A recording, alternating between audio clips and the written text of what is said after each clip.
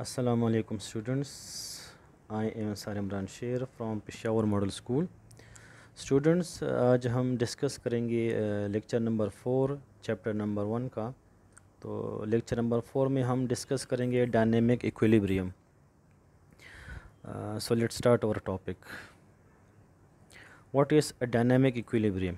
It is a state in which the forward and reverse process continue at an equal rate in opposite direction.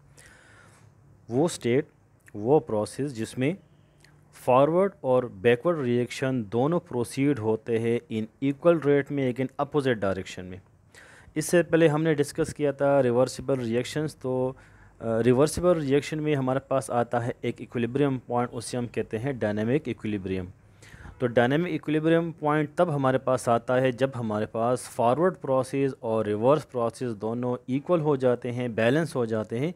तो उस time पे reactants और products की जो quantity होती है, जो कंसंट्रेशन होती है, वो कांस्टेंट हो जाती है।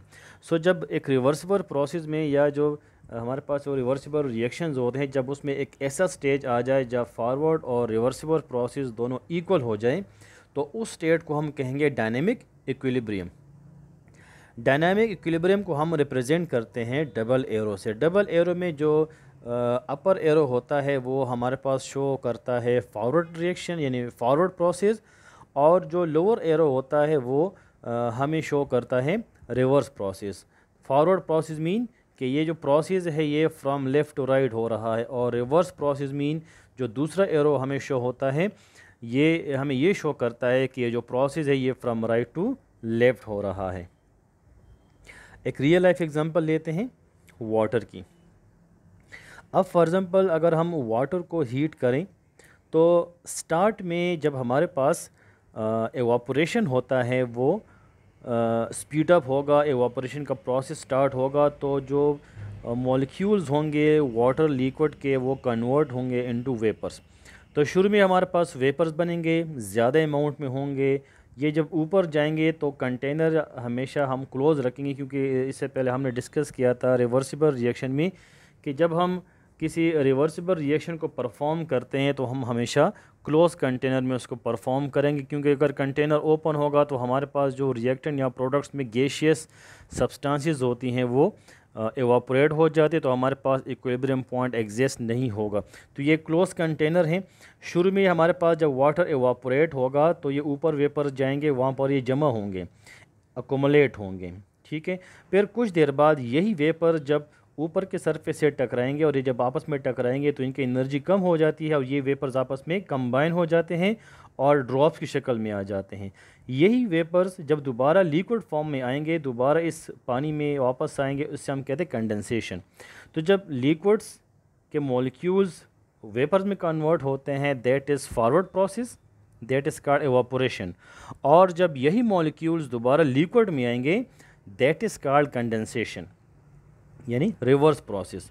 तो एक टाइम हमारे पास ऐसा आएगा कि जो एवापोरेशन का रेट है यानी फॉरवर्ड प्रोसेस वो इक्वल हो जाएगा कंडेंसेशन के यानी रिवर्स प्रोसेस के।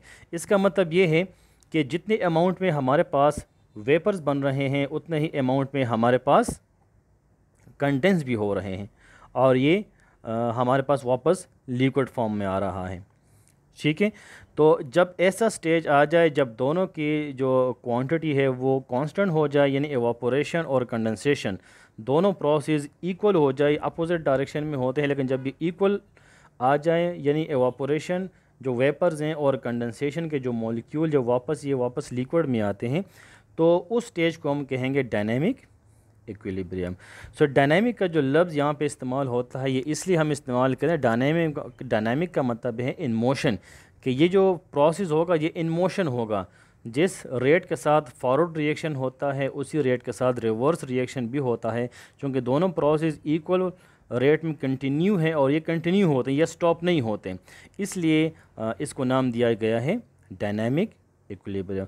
सो dynamic equilibrium is that process in which the forward process becomes equal to reverse process in equal rate and in constant rate, so that is called dynamic equilibrium।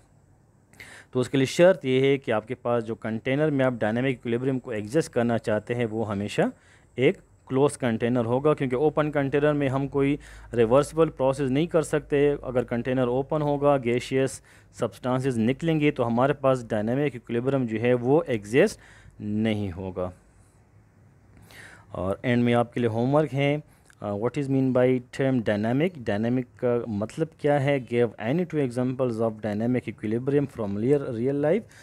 अपने रोज़मर्रा life से कोई से दो example dynamic equilibrium के आप दे दें। व्हाट इज़ कंडेंसेशन, कंडेंसेशन का प्रोसेस क्या होता है?